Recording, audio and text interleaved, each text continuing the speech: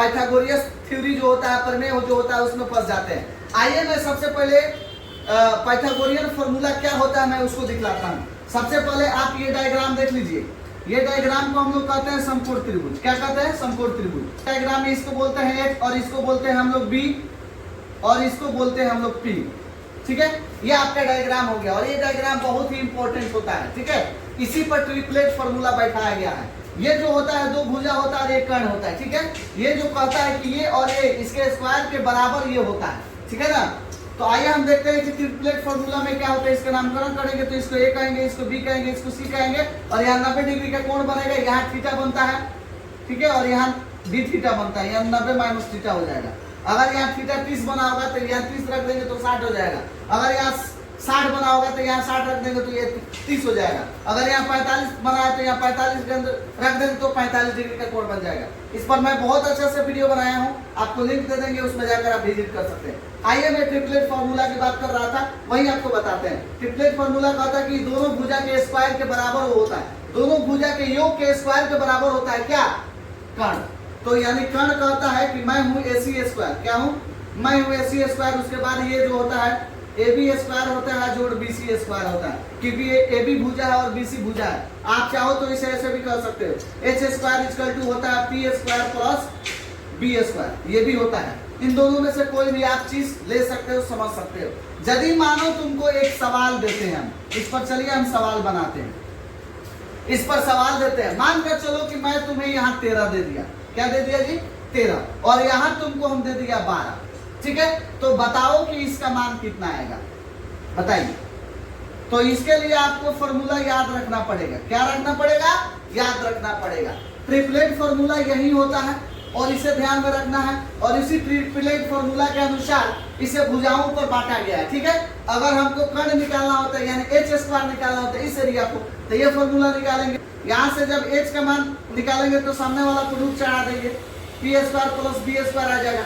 यदि हम केवल P स्क्वायर का P स्क्वायर निकालेंगे तो हमारा हो जाएगा H square minus B square. यदि केवल P का मान निकालेंगे तो इस पर रूट चढ़ा देंगे H square minus B square. अब B स्क्वायर का मान निकालेंगे तो हमारा हो जाएगा H square minus P square. यदि केवल B का मान निकालेंगे तो हमारा हो जाएगा H square minus P square. अब ये आया कैसे जी? बस यूं जान लो कि अगर ये पॉजिटिव है इधर आएगा तो निगेटिव में आ जाएगा। इसका मान निकालोगे तो ये निगेटिव आएगा, इसका मान निकालोगे तो ये निगेटिव पे आएगा, और निगेटिव में आएगा तो टोटल H में से घटेगा वो चीज। और जब भी तुम जानते हो कि इस पर से स्क्वायर हटता है तो सामने वाला पर रूट चढ़ता है। ये सबका फॉर्मूला हो गया। P निकालना होगा तो ये फॉर्मूला लगाएंगे, H निकालना होगा तो ये फॉर्मूला लगाएंगे, और B निकालना होगा तो ये फॉर्मूला लगाएंगे। और यहाँ देख लो, ये तुम्हारा B हो गया, ये तुम्हारा H हो गया और ये तुम्हारा P हो गया। और निकालना क्या हमें? P। आइए P कैसे निकाला जाता है देख लेते हैं। सबसे पहले सबको जानते हैं कि P का मान, यहाँ पर P का फॉर्मूला क्या ले लेंगे? तो P का फॉर्मूला ये वाला ले लेंगे।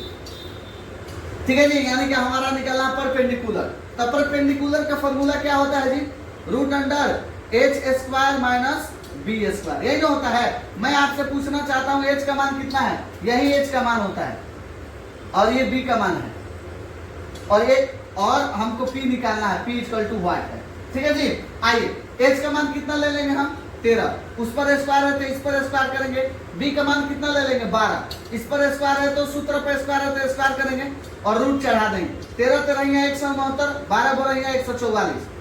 घटाएंगे तो हमारा आ जाएगा 25 और 25 का वर्गमूल आता है 5। तो चलिए ना, P का मान हमारा कितना आ गया? 5 आ गया।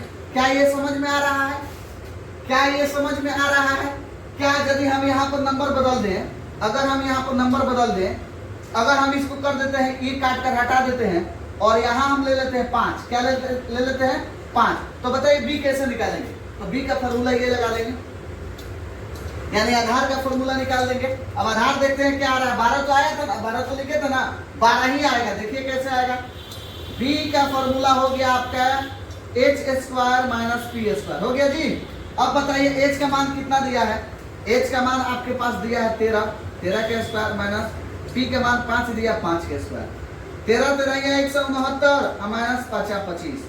घटा लेंगे तो कितना आ जाएगा जी? आइए इधर देख लेते हैं। घटा लेंगे तो हमारा 144 आ जाएगा और 144 का वर्गमूल आता है 12। देखिए यहाँ से 12 हटाए थे तो 12 आ गया फिर से। यानी कि इस तरह से हम निकालते हैं कोई भी कोई भी अगर समकोण त्रिभुज में दिया हो और 2 का मान दिया हो, 1 का मान निकालना हो, तो बस this is the formula by which you can find out any value. समझ में आ रहा है ना? इसी फॉर्मूला के सहायता से तुम कोई भी यहाँ पर मान निकाल सकते हो। ये कोई बहुत बड़ा चीज नहीं है, लेकिन जो बच्चे जानेंगे उन्हीं को त्रिकोणमितीय अनुपात 8.1 जो चैप्टर है क्लास 10th में, उसका सवाल वो हल कर पाएंगे। इससे बड़े बड़े नंबर आते हैं, 5, 12, 13 भी ले सकते हैं, 7, 24, 25 लेकर बनाएंगे। आइए 7, 24, 25 लेकर देते हैं, कौन बच्चे उसको बना पाते हैं।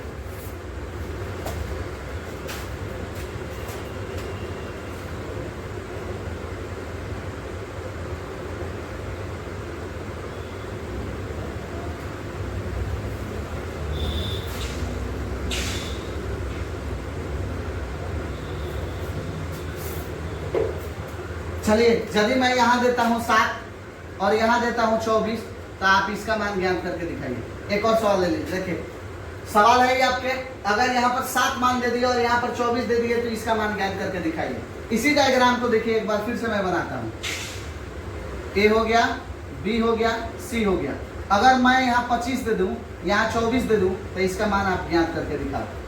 ठीक है, एक और डायग्राम ले लो और इसका मान आप लोग कमेंट बॉक्स में जरूर बताओ कि अगर मान के चलो यहाँ हो गया तुम्हारा 25, यहाँ हो गया 7, तो इसका मान ज्ञात करके दिखाओ। राइट, तो ये 3 है और तीनों का मान आपको ज्ञात करके बताना है और कमेंट बॉक्स में जरूर इसका आंसर भेजना है। तो वीडियो कैसा लगा दोस्तों? वीडियो अगर अच्छा लगा तो वीडियो को खूब लाइक करें, शेयर करें, सब्सक्राइब करें, ताकि हमें भी उस तरह का मोटिवेशन मिलता रहे और इस तरह से मेहनत करके आपके पास जो वीडियो लाते हैं उससे हमारा प्रोत्साहन बढ़ता रहे और मैं भी आप लोगों को इंटरटेन करते रहे पढ़ाई में। सो आज के लिए बहुत बहुत धन्यवाद। जय हिंद, जय भारत।